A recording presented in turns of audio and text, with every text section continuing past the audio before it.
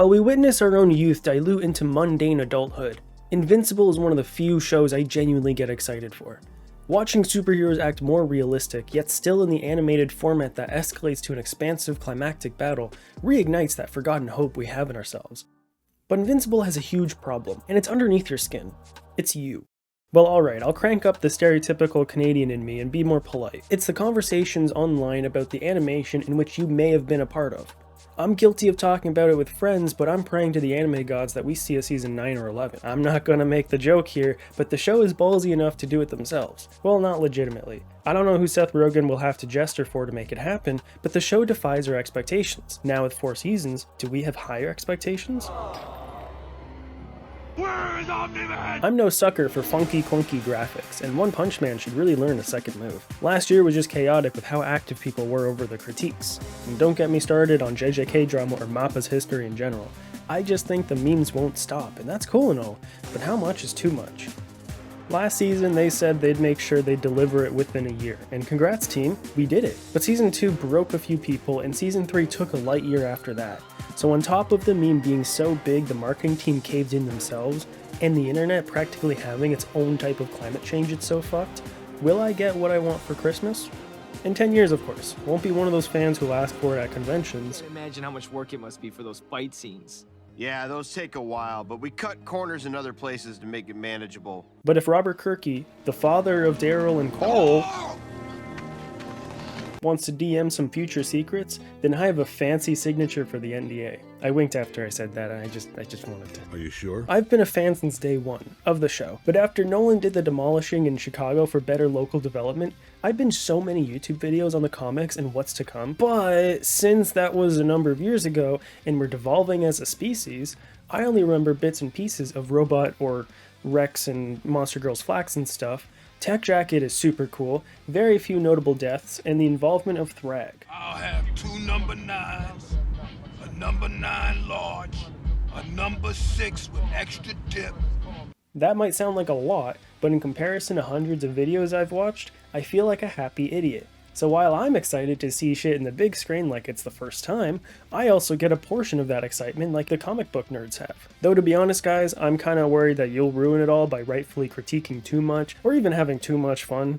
I could act like Amber from the show and comment "shut up" or "not funny dude" like an SJW in every meme when I'm bored of it. This is fruit punch. I don't have legs. But I gotta come clean.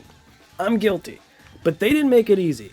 Look, just look. I wish I didn't stare at Nolan's feet during this entire scene, but look. You cannot not look at his feet during this scene. It's too big. His feet are too big, and it's weird. You try not counting the seconds in between Alan's movements when he flies. And after their reasoning for slacking in some scenes is, we put more attention into those climactic battles.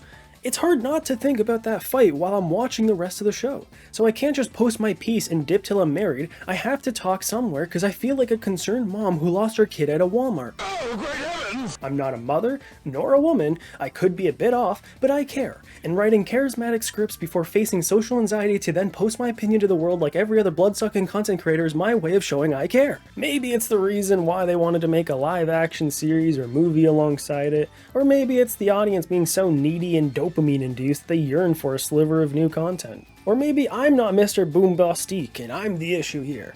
I watched last season during a much happier time and got really invested in it with those around me at the time, so if you don't mind checking Twitter for me, I don't need all that elontivity in my life. I just don't want to check in on what the conversation actually is, and I'm hoping I'm not the one starting it either, but I'm curious if people are overly observant or if my love for a franchise has been pierced by the blade of deserved criticism.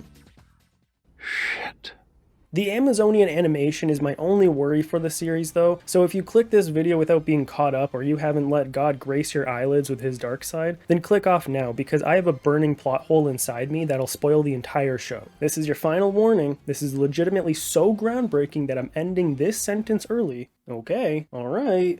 Mark pissed pink jelly, and unless Viltrumites regularly piss pink, I don't know how he wouldn't notice. I guess it's possible he was sitting down and got too invested into the Clash Royale game he was playing, but I'm just tugging your testes on this. It's entirely possible that it dissipates or some shit. It's like judging the accuracy or logistics of magic systems in Harry Potter or Power Rangers, or wondering who'd win in a fight, Kevin James or Peter from Deadpool 2. We already know that things happen because it's the Prime Universe, our Invincible, our Mark we break it down for.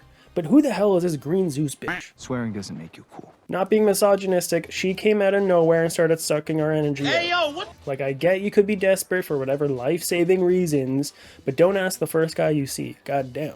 Jokes aside, I liked how she was introduced and then forgotten about right after. Like, that was the first episode. She's still knocked out for all we know, and days have gone by already. Great introduction. Thank you, John Bernthal, for literally no reason. Let me ask you something. I tell you what. Let me tell you something else. Let me tell you something. Alright guys, I need to tell you something. It's all about Invincible embracing his Dark Soldier. This is easily my favorite moment from the 3 episodes so far, and it gets even better after the second one. I was holding back eye rolls over the cliche protagonist arc of forming their guilty conscience after everything that they've done, blah blah blah, and I knew from the Dino Dude that they were just reeling us in for it. But to have the main character actually commit the crime that everyone feared is just amazing, and while the show did it already with Omni-Man, Mark's internal turmoil has been building since Season 2, so this was the long-haul decision that's finally getting its major narrative twist. And what's even better is that Nolan in the next episode has a nearly identical moment with Optimus Prime. Shit, you're a Viltrumite! No, I am something much worse. I am Optimus Prime. We are autonomous robotic organisms from the planet Cyber. After we learn that the Autobot leader committed galactic genocide and then just disappeared, Omni-Man has a less time-sensitive scene where he has a choice to let his worldview take over or resist the urge. They add a parallel to the already insane move to twist our golden boy. These moments are exactly why I get excited, because it isn't just the build-up to those well-animated fights. They actually know how to tell grounded narratives in a fictional world with unrealistic and realistic scenarios. Eve's dad had a rare good moment for his character, not good in the general sense, but he spoke plainly for once and cut through his own bullshit to get to the meat and potatoes.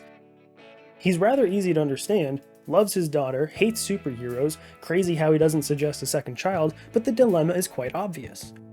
He has the balls to tell Mark off and knows he'll listen. He knows he's not a villain, but the protective nature of a father is still there in his own way, and he delivers a horrifying perspective to Mark. One he really doesn't need, but it fuels his dark passenger. So before Mark flies to the Bay Harbor in Miami, or anywhere to hide a body, if he needs to, I don't know, he didn't hide this one.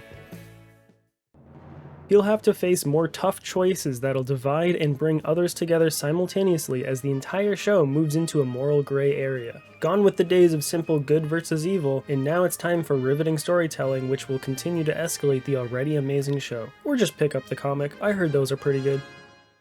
Thank you for watching and have a splendid day. I just want to point out that here I am, the only guy without superpowers or a banging cyborg body, and I just beat both your butts for the 3rd time in a row. Boom.